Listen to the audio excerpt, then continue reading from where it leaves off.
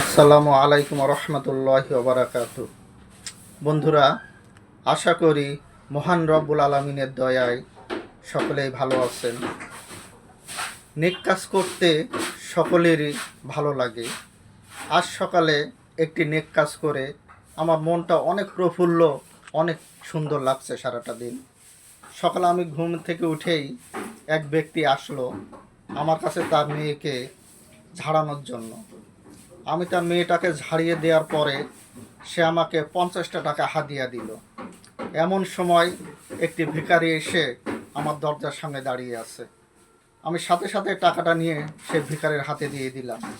ভিখারিটা অনেক খুশি হলো, আমার মনটা অনেক শান্তি পেল যে নেক কাজ করতে আল্লাহ পাকের তৌফিক লাগে।